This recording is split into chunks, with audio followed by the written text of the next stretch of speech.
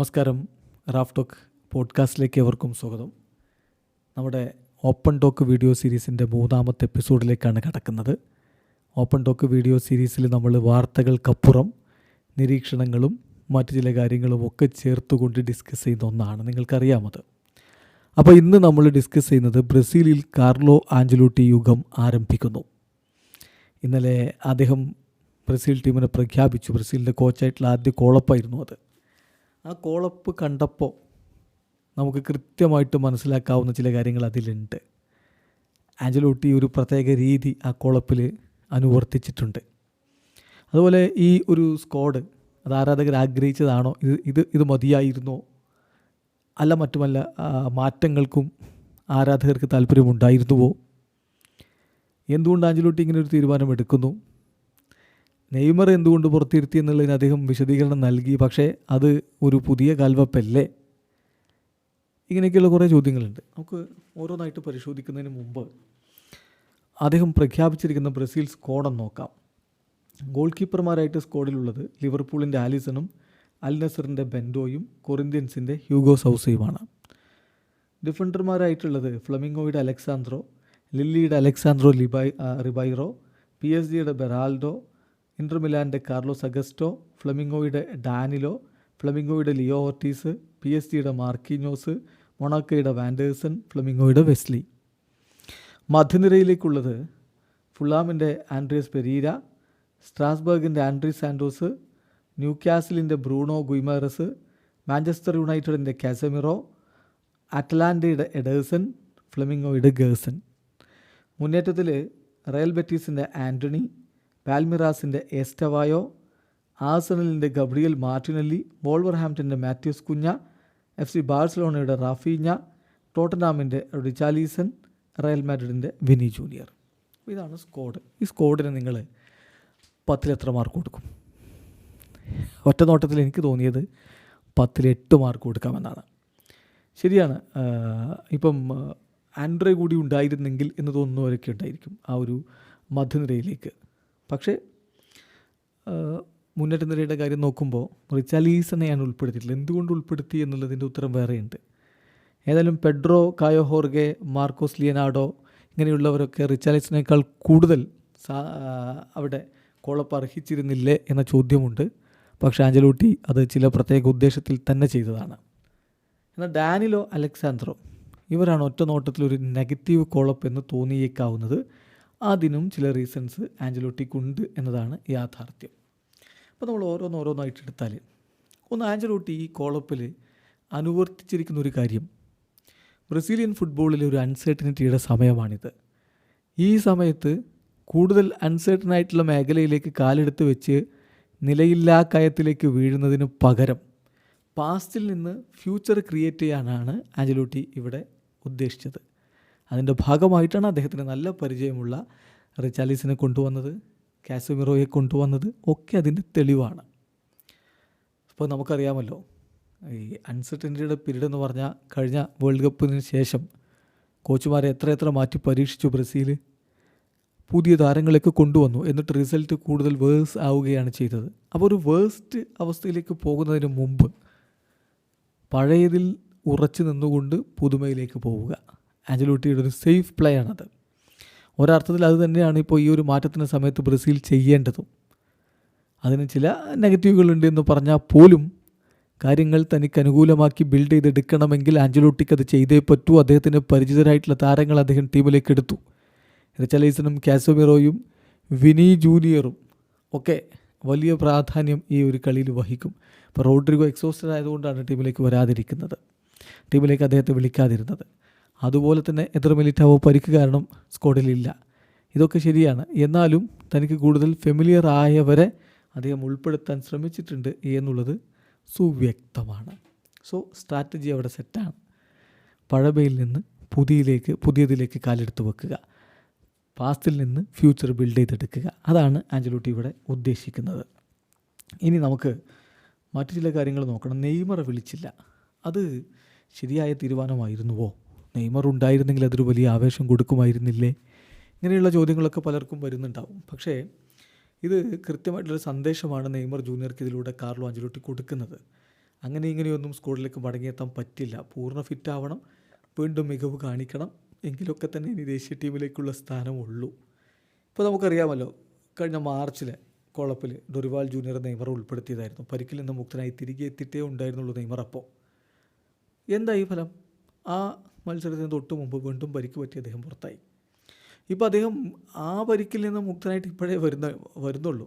2 കളികളിൽ അദ്ദേഹം സബ്സ്റ്റിറ്റ്യൂട്ട് റോളിൽ വന്നു എന്നതേ ഉള്ളൂ. അപ്പോഴേക്കും അദ്ദേഹത്തെ ദേശീയ ടീമിലേക്ക് എടുക്കുന്നതിൽ അർത്ഥമില്ല. ഗുഡ് ഷേപ്പിലുള്ള പ്ലേയേഴ്സിനെ മാത്രമേ ടീമിലേക്ക് എടുക്കാൻ ശ്രമിച്ചിട്ടുള്ളൂ എന്ന് കോച്ച് നയം വ്യക്തമാക്കുന്നു. അപ്പോൾ ഏത് വമ്പൻ താരമാണെങ്കിലും ഫിറ്റ്നസ് പ്രശ്നമാണെങ്കിൽ സ്ക്വാഡിലേക്ക് എത്തില്ല എന്നുള്ളതിൻ്റെ കൃത്യമായ സൂചന അവിടെ കാർലോ അഞ്ചലോട്ടി കൊടുത്തു കഴിഞ്ഞു. ഇത് ഞാൻ മാത്രമായിട്ട് പറയുന്നില്ല, ബ്രസീലിയൻ ഫുട്ബോൾ നിരീക്ഷകരൊക്കെ തന്നെ അത്തരത്തിലാണ് നെയ്മറുടെ ഈ ഒരു ആബ്സെൻസിനെ കാണുന്നത്. കൃത്യമായിട്ട് ഗ്ലോബോയിൽ അലക്സാണ്ടറെ അലിയാറ്റി എഴുതിയ ലേഖനത്തിൽ ഈ ഒരു നിരീക്ഷണം എടുത്തു പറയുന്നുണ്ട്.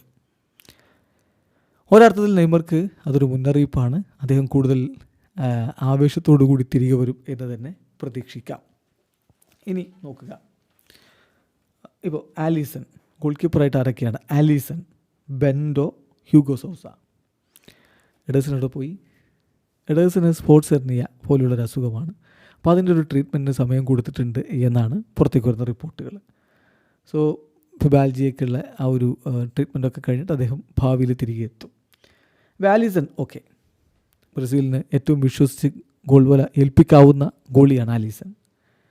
ബെൻഡോ അൽ നസറിൻ്റെ ഗോളി. പിന്നെ ഹ്യൂഗോ സൗസയെ ഉൾപ്പെടുത്തിയത് തീർച്ചയായിട്ടും മികച്ചൊരു മൂവാണ്.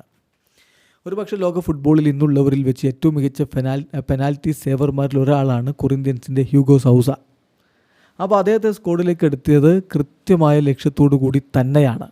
വേൾഡ് കപ്പ് പോലെയൊക്കെയുള്ള ടൂർണമെൻറ്റിൽ പെനാൽറ്റി സേവ് ചെയ്യാനുള്ള സ്പെഷ്യലിസ്റ്റുകൾ അവർക്ക് ആവശ്യമാണ്. തൻ്റെ നേരെ വന്ന കൊറിന്ത്യൻസ് കരിയറിൽ തൻ്റെ നേരെ വന്ന പെനാൽറ്റികളിൽ 3-1 അദ്ദേഹം തടഞ്ഞിട്ടിട്ടുണ്ട് എന്നുള്ളതാണ് ഏറ്റവും പ്രധാനപ്പെട്ട കാര്യം. സോ അതൊരു ഗുഡ് മൂവാണ് എന്ന് തന്നെ പറയേണ്ടി വരും.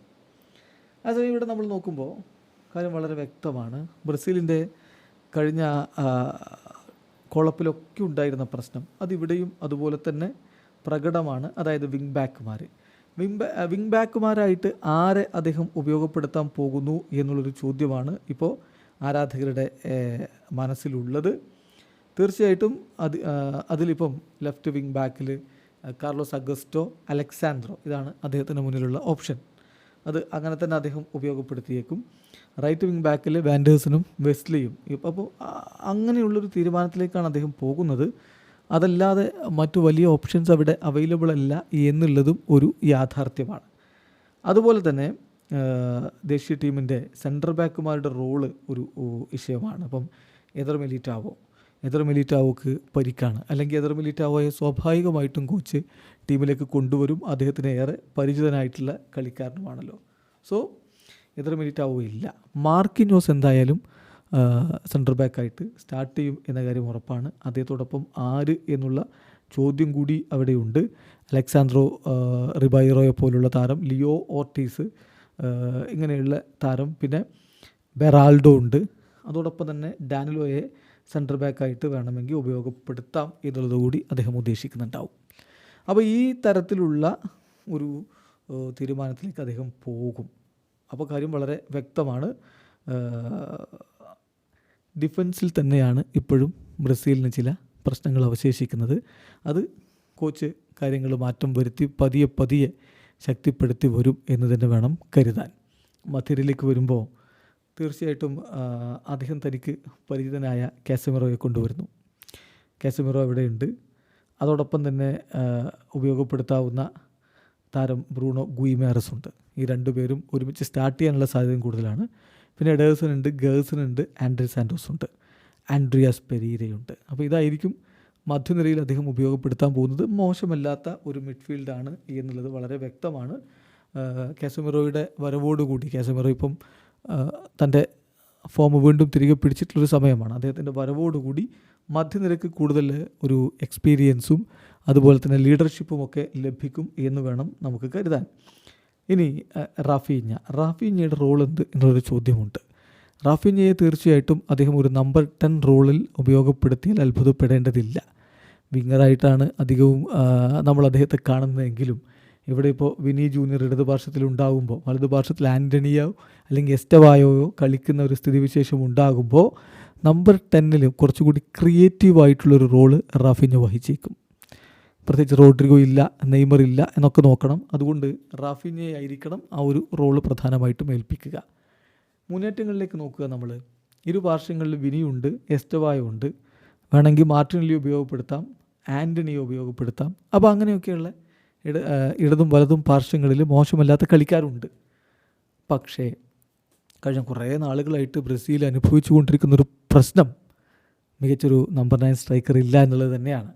റിച്ചാർലിസനെ വീണ്ടും ആ ഒരു പൊസിഷനിൽ ഏൽപ്പിക്കുമ്പോൾ അത് എത്രത്തോളം സക്സസ്ഫുൾ ആവും എന്നുള്ളത് കണ്ടറിയണം. പക്ഷേ കോച്ചിന് റിച്ചാർലിസണിൽ വലിയ പ്രതീക്ഷയുണ്ട്, വലിയ വിശ്വാസമുണ്ട് എന്ന് വേണം കരുതാൻ. പിന്നെ കുഞ്ഞയ്ക്ക് യഥാർത്ഥത്തിൽ കുറച്ചുകൂടി പുറകോട്ടിറങ്ങി കളിക്കുന്നതിലാണ് ഒരു മികവ് എന്ന് പറയേണ്ടി വരും. പക്ഷേ കുഞ്ഞയും റിച്ചാർലിസണുമായിരിക്കും അദ്ദേഹം പ്രധാനമായിട്ടും സ്ട്രൈക്കിങ്ങിൻ്റെ കുന്തമുന എന്ന രൂപത്തിൽ ഇപ്പോൾ ടീമിലേക്ക് എടുത്തിട്ടുണ്ടാവുക. അപ്പോൾ ഇതാണ് ഇതിലുള്ള ഈ സ്ക്വാഡിൻ്റെ മൊത്തത്തിലുള്ളൊരു രൂപം. അപ്പോൾ ഈ സ്ക്വാഡ് നോക്കിയാൽ ആഞ്ചലോട്ടി പറഞ്ഞത് തന്നെയാണ്, അതായത് യുവത്വവും എക്സ്പീരിയൻസും തമ്മിലുള്ളൊരു മിക്സ്. അതായത് അദ്ദേഹം എക്സാമ്പിൾ പറഞ്ഞത് കാസമിറോ എസ്റ്റവായോ എന്നുള്ളതാണ്. എസ്റ്റവായോ വളരെ യങ്ങാണ് എന്നുള്ളത് കൊണ്ടല്ല ടീമിലെത്തിയിട്ടില്ല, അവൻ്റെ ക്വാളിറ്റി കൊണ്ടാണ്. യങ്ങായിട്ടുള്ള താരങ്ങൾക്ക് കൂടുതൽ എന്തൂസിയാസം ഉണ്ടാവും, ഒന്നുകൂടി എന്തൂസിയാസ്റ്റിക് ആയിരിക്കും. അപ്പോൾ ആവേശഭരിതരായ ആ താരങ്ങൾ ഈ വെറ്ററൻ താരങ്ങളെ കൂടി എന്തൂസിയാസ്റ്റിക് ആക്കി മാറ്റും. അതേസമയം വെറ്ററൻ താരങ്ങൾക്ക് എക്സ്പീരിയൻസ് ഉള്ളത് കൊണ്ട് തന്നെ ഗെയിം റീഡിങ് എബിലിറ്റി വളരെ കൂടുതലായിരിക്കും, അവരുടെ ലീഡർഷിപ്പ് ക്വാളിറ്റിയും വളരെ കൂടുതലായിരിക്കും. കാസമിറോയാണ് അദ്ദേഹം അതിന് ഉദാഹരണമായിട്ട് എടുത്ത് പറയുന്നത്. അപ്പോൾ ഈ താരങ്ങൾ തമ്മിലുള്ള കണക്ഷനാണ് ഏറ്റവും പ്രധാനപ്പെട്ട കാര്യം എന്ന് കാർലോ ആഞ്ചലോട്ടി പറയുന്നുണ്ട്. അപ്പോൾ അത് അദ്ദേഹത്തിന് ഉണ്ടാക്കിയെടുക്കാൻ പറ്റിയാൽ, ആ ഒരു കണക്ഷൻ ഉണ്ടാക്കിയെടുക്കാൻ പറ്റിയാൽ ബ്രസീലിനത് ഭാവിയിൽ ഗുണം ചെയ്യും എന്ന കാര്യം ഉറപ്പാണ്. സോ ഫസ്റ്റ് കോളപ്പിൽ ഒരുപാട് ഡിസ്കംഫേർട്ടുകളും മറ്റു പ്രശ്നങ്ങളും പരിക്കിൻ്റെ പ്രശ്നങ്ങളും ഒക്കെയുള്ള ഈ ഒരു ഘട്ടത്തിലും മോശമല്ലാത്ത ഒരു സ്ക്വാഡ് തന്നെ അദ്ദേഹം ഉണ്ടാക്കിയിട്ടുണ്ട്. ആഞ്ചലോട്ടിയുടെ ചോയ്സ് നല്ലതാണ് എന്ന് തന്നെ പറയേണ്ടി വരും. അപ്പോഴും ചില ചോദ്യങ്ങൾ അവശേഷിക്കുന്നുണ്ട്. ഇതുകൊണ്ട് മാത്രമായിട്ട് ബ്രസീലിന് മുന്നോട്ട് പോകാൻ പറ്റുമോ? ഇല്ല, പറ്റില്ലെന്നാണ് യാഥാർത്ഥ്യം. അതിൽ മാറ്റം വരുത്തും. ഇതൊരു സ്റ്റാർട്ടിംഗ് പോയിൻ്റ് മാത്രമാണ് എന്ന യാഥാർത്ഥ്യമാണ് നമ്മളിവിടെ ഉൾക്കൊള്ളേണ്ടത്. ഒപ്പം തന്നെ കാർലോ ആഞ്ചലോട്ടി എന്ന പരിശീലകൻ ബ്രസീലിൻ്റെ കോച്ചായിട്ട് വരുമ്പോൾ ഒരു 100 വർഷത്തിന് ശേഷമാണ് ബ്രസീലിൻ്റെ കോച്ചായിട്ട് കോമ്പറ്റീറ്റീവ് മത്സരങ്ങൾക്കൊരു പുറത്തുനിന്ന് കോച്ച് വരുന്നത്. അതെങ്ങനെ ബ്രസീൽ ജനത അതിനെ സ്വീകരിക്കുമെന്നുള്ളതാണ് കണ്ടറിയേണ്ടത്. ഇന്നലെ നല്ല ജനക്കൂട്ടം അദ്ദേഹത്തെ സ്വീകരിക്കാൻ വേണ്ടിയിട്ട് ഉണ്ടായിരുന്നു. അപ്പോൾ ആഞ്ചലോട്ടിക്ക് ബ്രസീലിയൻ ഫുട്ബോൾ കൾച്ചറിനോട് വലിയ രൂപത്തിലുള്ള ബഹുമാനമുണ്ട് എന്നുള്ളത് കഴിഞ്ഞ ദിവസത്തെ വാക്കുകളിലും വ്യക്തമാണ്. ആ ഒരു മ്യൂച്വൽ റെസ്പെക്റ്റും മ്യൂച്വൽ ആയിട്ടുള്ള ആ ഒരു അഫെക്ഷനും ഒക്കെ ഉണ്ടെങ്കിൽ സക്സസ് ആയിട്ട് കാര്യങ്ങൾ കൊണ്ടുപോകാൻ പറ്റും. ഇന്നലെ ബ്രസീൽ ആരാധകർക്കുള്ള തൻ്റെ സന്ദേശത്തിലും കാർലോ ആഞ്ചലോട്ടി പറഞ്ഞത് നെവർ ഗിവ് അപ്പ്, നിങ്ങൾ ബ്രസീൽ ടീമിനെ സഹായിക്കണം, നിങ്ങൾക്ക് ഒരുപാട് കാര്യങ്ങൾ ബ്രസീലിന് വേണ്ടി സഹായമായിട്ട് ചെയ്യാൻ പറ്റും എന്നൊക്കെ അദ്ദേഹം പറയുന്നുണ്ട്. അതായത് ഇടക്കാലത്ത് ബ്രസീൽ ടീമും അവരുടെ ആരാധകരും തമ്മിൽ ഒരു കണക്ഷൻ വേർപ്പെട്ട അവസ്ഥയുണ്ടായിരുന്നു. അതിൽ നിന്ന് മാറി തിരികെ, അത് പ്രധാനമായിട്ടും മോശം പെർഫോമൻസ് കൊണ്ട് സംഭവിച്ചതാണ്. അതിൽ നിന്ന് മാറി ആരാധകരെ ടീമിലേക്കും തന്നിലേക്കും അടുപ്പിക്കാനുള്ളൊരു ശ്രമം ആദ്യ പത്രസമ്മേളനത്തിൽ തന്നെ കോച്ച് കാർലോ ആഞ്ചലോട്ടി ചെയ്തു വെച്ചിട്ടുണ്ട് എന്നുള്ളതൊരു യാഥാർത്ഥ്യമാണ്. അപ്പോൾ അതുകൊണ്ട് ഭാവിയിലേക്കൊക്കെ പോകുമ്പോൾ അത് വളരെ അനിവാര്യമാണ്. ആരാധകരുടെ ഒരു സപ്പോർട്ട് അനിവാര്യമാണ്. അത് ആഞ്ചലോട്ടിക്ക് നേടിയെടുക്കാൻ കഴിയും എന്ന പ്രതീക്ഷയിൽ തന്നെയാണ് ആരാധകരെന്തായാലും ഇരിക്കുന്നത്. പിന്നെയുള്ളത് വളരെ കുറഞ്ഞ സമയമേ ഉള്ളൂ അടുത്ത വേൾഡ് കപ്പിന്. അപ്പോഴേക്കും ഒരു മികച്ച കോമ്പിനേഷൻ കണ്ടെത്തണം. അതിനുള്ള സമയമുണ്ടോ എന്നുള്ളതാണ്. അതിന് ആഞ്ചലോട്ടി പറയുന്ന വാക്കുകൾ ശ്രദ്ധിക്കുക. ബ്രസീൽ എന്ന് പറഞ്ഞാൽ ഒരുപാട് ടാലൻ്റുള്ള കളിക്കാരുടെ നാടാണ്. ഇവിടെ എനിക്ക് വേണ്ടത് ആ ടാലൻറ്റിനോടൊപ്പം തന്നെ നല്ല ആറ്റിറ്റ്യൂഡ്, സാക്രിഫൈസ് ചെയ്യാനുള്ള കഴിവ്, അങ്ങനെയുള്ള കാര്യങ്ങളൊക്കെയുള്ള താരങ്ങൾ, അവരുടെ ആറ്റിറ്റ്യൂഡും കാര്യങ്ങളും ഒക്കെ വളരെ ഇമ്പോർട്ടൻ്റ് ആണ്. അങ്ങനെയുള്ള താരങ്ങളാണ് ടീമിലേക്ക് വേണ്ടത്. ഈ ടീമിലേക്ക് കോളപ്പ് ചെയ്തിട്ടുള്ള മിക്ക താരങ്ങളും അത്തരത്തിലുള്ളവരാണ് എന്നുകൂടി കോച്ച് പറയുന്നുണ്ട്. സോ കാര്യം വളരെ വ്യക്തമാണ്. ബ്രസീൽ ടീമിനെ അടുത്ത സ്റ്റെപ്പിലേക്ക് കൊണ്ടുപോകാൻ വേണ്ടി കാർലോ ആഞ്ചലോട്ടി ഒരുക്കമാണ്. അതിന് അദ്ദേഹം പാസ്റ്റിൽ നിന്ന് ഊർജ്ജം ഉൾക്കൊണ്ടുകൊണ്ട് മുന്നോട്ട് പോകാനുള്ള ഒരു ശ്രമമാണ് ഉണ്ടാകുന്നത്. അദ്ദേഹം ഇടയ്ക്കിടയ്ക്കെടുത്ത് പറയുന്നുണ്ട്, ലോകത്തെ ഏറ്റവും ഗ്രേറ്റസ്റ്റ് ആയിട്ടുള്ള ടീമിലേക്കാണ് ഞാൻ എത്തിയത്. ബ്രസീൽ എന്ന് പറഞ്ഞാൽ 5 വേൾഡ് കപ്പ് നേടിയ ടീമാണ്, 6ാമത്തെ വേൾഡ് കപ്പ് നേടാൻ എന്നെയാണ് അവർ തിരഞ്ഞെടുത്തിരിക്കുന്നത് എന്നൊക്കെ പറയുമ്പോൾ അദ്ദേഹം വളരെയധികം ആവേശത്തിലാണ് നിൽക്കുന്നത്. അതിൻ്റെ ഒരു റിസൾട്ട് കളിക്കളത്തിൽ ഉണ്ടാകുമോ എന്നുള്ളത് കൂടിയാണ് ഇനി നമുക്ക് കണ്ടറിയേണ്ടതായിട്ടുള്ളൂ. എന്തായാലും ബ്രസീൽ പുതിയൊരു എറയിലേക്ക് കടക്കുന്നു. ആരാധകർ വലിയ പ്രതീക്ഷയോടുകൂടിയൊക്കെ കാത്തിരിക്കുന്നു. അതിൻ്റെ റിസൾട്ട് അടുത്ത ജൂൺ മാസത്തിലെ സ്റ്റാർട്ടിങ്ങിൽ തന്നെ നമുക്ക് ലഭിച്ചേക്കും. കാത്തിരിക്കാം എന്ത് സംഭവിക്കുമെന്നറിയാൻ വേണ്ടി. നിങ്ങൾക്ക് വ്യത്യസ്തമായിട്ടുള്ള അഭിപ്രായങ്ങളുണ്ടാവും. കമൻറ്റ് ബോക്സ് രേഖപ്പെടുത്തുക. ആരോഗ്യകരമായ ഫുട്ബോൾ ചർച്ചകളുമായി നമുക്ക് മുന്നോട്ട് പോകാം. വീഡിയോ അവസാനിക്കുന്നു. ഫുട്ബോൾ ലോകത്തെ കൂടുതൽ ചർച്ചകളുമൊക്കെ ആയിട്ട് റാഫ് ടോക്ക് ഫുട്ബോൾ പോഡ്കാസ്റ്റ് വീണ്ടും എത്തും.